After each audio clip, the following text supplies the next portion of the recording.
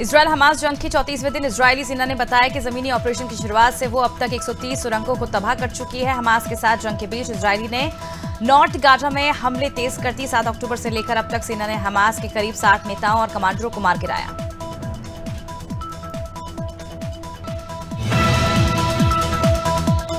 विधानसभा चुनाव के बीच केंद्रीय मंत्रियों के दौरे मध्य प्रदेश में लगातार जारी। बुधवार को नरेला विधानसभा के करोंद में आयोजित आम सभा में केंद्रीय मंत्री स्मृति ईरानी शामिल हुई। उन्होंने कहा कि नरेला विधानसभा में 2008 से 2023 तक 15 साल के अंतराल में एक ही कैंडिडेट रहे हैं, लेकिन इसी बीच नरेला बदला है। इसके अलावा स्मृति ईरानी ने कहा कि वो अपने भैया विश्वास सारंग के लिए भोपाल आई। बेमेतरा में मंत्री रुद्र गुरु के काफिले पर पथराव हो गया। बीती रात झाल गांव में मंत्री रुद्र गुरु अपने प्रचार में लगे हुए थे, तभी अचानक कुछ अज्ञात लोगों ने भारतीय जनता पार्टी जिंदाबाद के नारे लगाते हुए मंत्री रुद्र कुमार के काफिले के ऊपर पथराव कर दिया। हालांकि इस पथराव से किसी को कोई गंभीर चोट नहीं आई है, लेकिन मंत्री रुद्र गुरु की गाड़ी के कांच टूट गए। सतना के वीटीआई ग्राउंड में बीएसपी के राष्ट्रीय अध्यक्ष ने जनता को संबोधित किया। उन्होंने कहा कि अगर हमारी सरकार बनती है तो हम गुंडाराज खत्म कर देंगे। इसके साथ ही रेगांव विधानसभा प्रत्याशी देवराज अहिरवार ने अपने संबोधन में कहा कि हमारी सरकार बनने पर हम भ्रष्टाचार और कमीशनखोरी को खत्म करेंगे।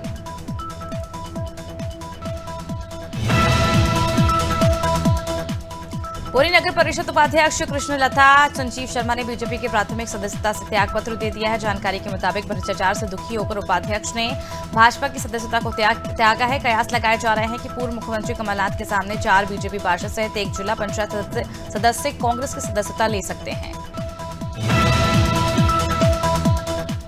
राज्य स्थापना दिवस के मौके पर मुख्यमंत्री पुष्कर सिंह धामी शहीद स्मारक पहुंचे, जहां उन्होंने शहीद राज्य आंदोलनकारियों को श्रद्धांजलि दी। सीएम धामी के साथ भाजपा प्रदेश अध्यक्ष महेंद्र भट्ट और राजपुर विधायक खजान दास भी मौजूद रहे। सीएम धामी ने प्रदेशवासियों को राज्य स्थापना दिवस की बधाई और शुभकामनाएं दी।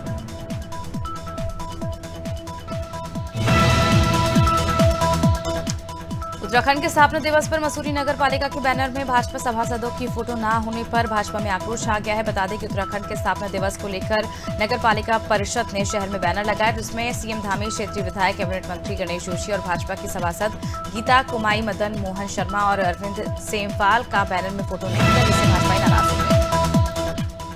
उत्तर प्रदेश में बिजली उपभोक्ताओं को राहत देने वाली एकमुश्त समाधान योजना यानी ओटीएस की शुरुआत हो चुकी है। 3 चरणों में चलने वाली ये योजना 31 दिसंबर तक चलेगी और इससे 10,15,000 से भी ज्यादा उपभोक्ताओं को लाभ मिलेगा। इस योजना के पहले चरण की शुरुआत ऊर्जा मंत्री ए.के. शर्मा ने लखनऊ के कैंट में बने विद्युत उत्पेंद्र छप्पन चौराहे से की।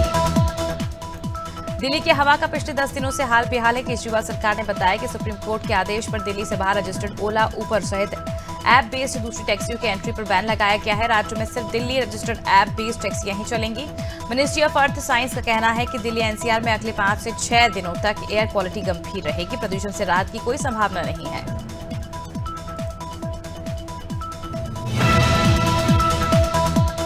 भोपाल में अगले 3 दिन यानी 12 नवंबर तक दिन रात गर्म रहेंगे। इसके बाद रात में टेम्परेचर लुढ़कने लगेगा। अभी रात का पारा 17 डिग्री के पार पहुंच गया है। वहीं लगातार 5वें दिन भी पारा 33 डिग्री के पार है।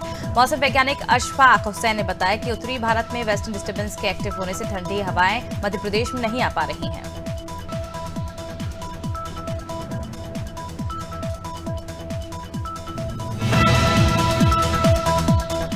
इंदौर में न्यूनतम तापमान घटने के बजाय और बढ़ गया है। मंगलवार रात को पारा 18 डिग्री रिकॉर्ड हुआ, जो सामान्य से 3 डिग्री ज्यादा रहा, जबकि सोमवार रात को पारा 17.2 डिग्री दर्ज हुआ। तो बुधवार को भी गर्म तेज महसूस हो रही थी।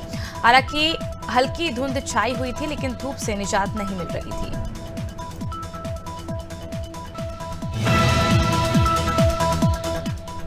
रुद्रप्रयाग में स्थित केदारनाथ धाम में बर्फबारी शुरू हो गई। केदारनाथ धाम में हो रही बर्फबारी के चलते क्षेत्र में अचानक सर्दी भी बढ़ गई है। ऐसे में प्रशासन के जरिए तीर्थ यात्रियों से अपील की गई है कि वो अपने साथ गर्म कपड़े अनिवार्य रूप से लाएं। आपको बता दें कि इस साल अब तक कुल 19 लाख से ज्यादा श्रद्धालुओं ने बाबा केदार के दर्शन किए हैं। दिवाली के त्योहार के मद्देनजर राजधानी में दीयों का बाजार सज चुका है। मशहर का मुख्य बाजार कहे जाने वाला न्यू मार्केट इन दिनों दीपावली को लेकर विभिन्न सजावट की चीजों से सजा हुआ है। दिवाली में कपड़े, मेहंदी, रंगोली के अलावा लाइटिंग पर विशेष फोकस किया जाता है।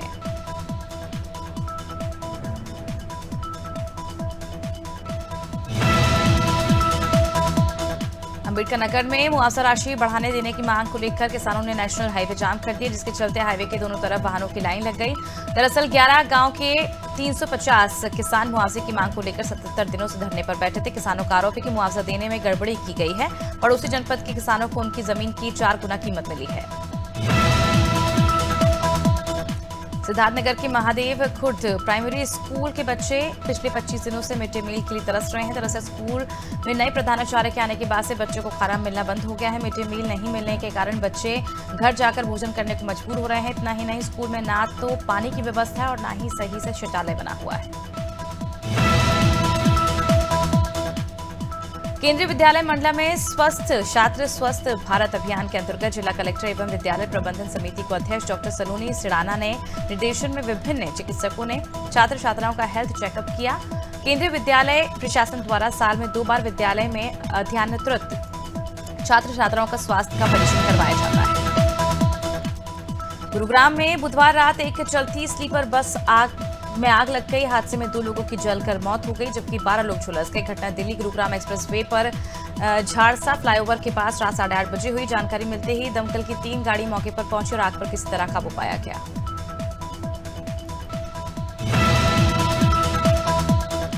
लखीमपुर खीरी जिले के निघासन में भारतीय जनता पार्टी ने नारी शक्ति वंदन सम्मेलन का आयोजन किया। कार्यक्रम में महिलाओं का जनसैलाब भी देखने को मिला।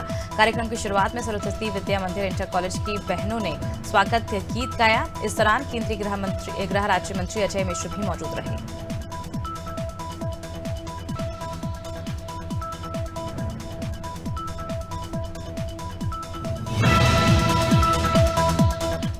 राजधानी लखनऊ की सड़कों पर 112 की टेली कॉलर का काम करने वाली सैकड़ों महिला कर्मचारी प्रदर्शन कर रहे हैं। दरअसल प्रदर्शनकारी महिलाओं का मानदेय 12,000 रुपए है और कर्मचारियों की शिफ्ट 9 घंटे की है। काफी लंबे समय से इनका मानदेय नहीं बढ़ा है।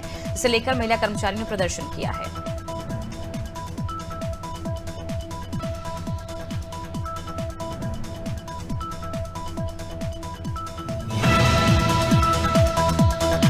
बुल्ढाना में जिला परिषद स्कूल के एक टीचर ने 13 साल की छात्रा से दुष्कर्म किया। जानकारी के मुताबिक छात्रा बुल्ढाना शहर से एक हॉस्टल में रहकर पढ़ाई कर रही थी। इसके साथ आरोपी ने कार में दुष्कर्म की वारदात को अंजाम दिया। पुलिस ने आरोपी शिक्षक के खिलाफ विभिन्न धाराओं के तहत मामला दर्ज कर उसकी गिरफ्तारी कर ली है।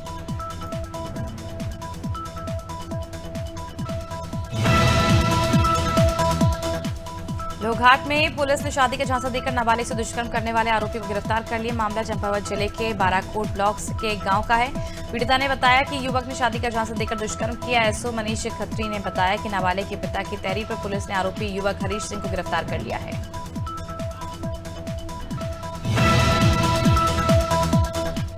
मुरादाबाद में 1 महीने बाद स्वास्थ्य विभाग के अधिकारियों की चिंता बढ़ गई है। आईजीआरएस पर शिकायत दर्ज होने के बाद स्वास्थ्य विभाग के अधिकारी हरकत में आए। पीड़ित परिवार द्वारा आईजीआरएस पर शिकायत दर्ज करने के बाद स्वास्थ्य विभाग ने फर्जी अस्पताल का निरीक्षण किया। पता चला है कि इंटरमीडिएट पास चंद्रभान धड़ल्ले से फर्जी अस्पताल चला रहा था, जिसका कोई रजिस्ट्रेशन भी नहीं था। सिद्धार्थनगर की ग्राम पंचायत पोखरा काजी के सिसहना ग्राम प्रधान ने गांव दबंग पर सरकारी काम में बाधा डालने का आरोप लगाया है। ग्राम प्रधान का आरोप है कि दबंग आरसीसी रोड पर जबरदस्ती दीवार खड़ी कर रहा है और आए दिन गांव वालों पर एससी एसटी और रेप के आरोप में जेल भेजवाने की धमकी दे रहा है। ग्रामीणों ने दबंग के खिलाफ कार्रवाई की मांग की है।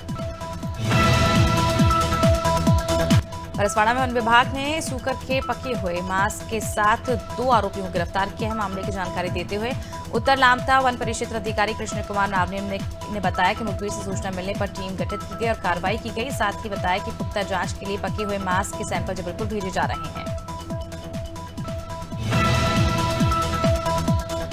सहारनपुर पुलिस ने सहारनपुर से चंडीगढ़ मार्ग की 347 पेटी अवैध शराब की पकड़ी है। शराब की कीमत 35 लाख रुपए बताई जा रही है। पुलिस ने आरोपी को भी गिरफ्तार कर लिया, जबकि एक आरोपी फरार हो गया है। शराब पंजाब से बिहार के लिए ले जाया जा रहा था। पुलिस ने हेल्पर गुलशेर निवासी थाना लक्सर को गिरफ्तार कर लिया है, जबकि ट्रक चालक की तलाश है।